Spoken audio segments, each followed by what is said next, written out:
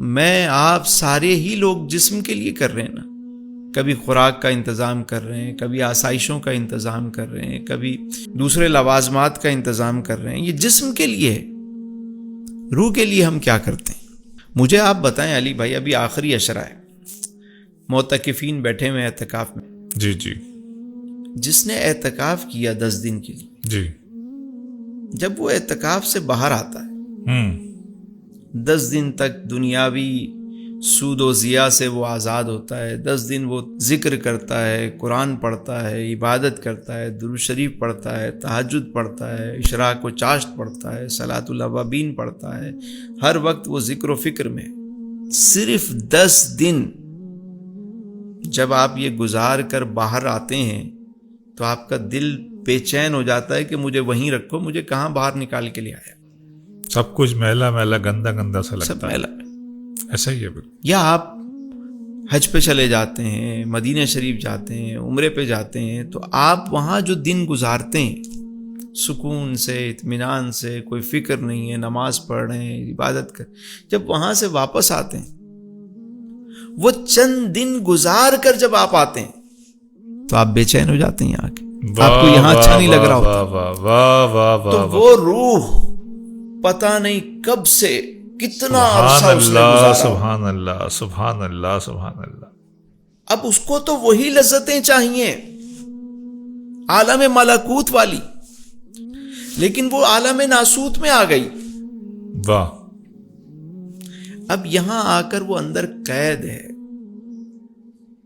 اب جسم جو کچھ کر رہا ہے سب کچھ انسان کی جو ساری تگ و دو ہے وہ جسم کے لیے ہے، اس کے لیے تو کچھ نہیں کر رہے. واہ. رب تعالیٰ نے تو بڑا خوبصورت انتظام رکھا ہے. اگر اجازت ہو تو میں تھوڑا سا اس پہ بات. حضرت ارشاد ارشاد. اللہ رب العزت نے جسم کے ساتھ ساتھ روح کا بھی اہتمام فرمایا. فجر سے آغاز ہوتا ہے، سب سے پہلے روح کی غذا کا بندوبست کیا گیا. واہ واہ واہ واہ. کہ پہلے روح کو غذا دو، اٹھو نماز ادا کرو. نماز ادا ہو گئی، اس کے بعد ذکر کی یا تلاوت کی، روح کو آپ نے پہلے خوراک دینی ہے. جب روح مطمئن ہو گئی اب آپ اپنے جسم کو غذا دیں. اب آپ ناشتہ کریں. ناشتہ کیا، روح اور جسم دونوں کو غذا مل واہ گئی. واہ واہ. اب چلیں، ظہر کا وقت ہو گیا تو پہلے روح کو غذا دیں. جائیں پاک صاف ہوں، نماز ادا کریں. واہ. روح کو آپ نے دے دیا 10-15-20 منٹ، اس کو ذکر و اذکار، سجدے کی لذت، اس کو ذکر و فکر دیا، اس کو خوراک دے دی آپ نے. اب آپ جسم کو خوراک دے دیں. واہ. آپ نے کھانا کھایا، آرام کیا، جسم کو، پھر آپ مصروف ہو گئے. عصر کے وقت عموماً لوگ ریفریشمنٹ چاہیے ہوتا ہے انہیں، ہوتا ہے نہیں ہوتا؟ بالکل بالکل ایسے. ٹی ٹائم ہے. ٹی ٹائم ہے تو لوگ تھوڑا بہت ریفریشمنٹ منگاتے ہیں کہ یار چائے منگا لو، بسکٹ منگا لو ذرا.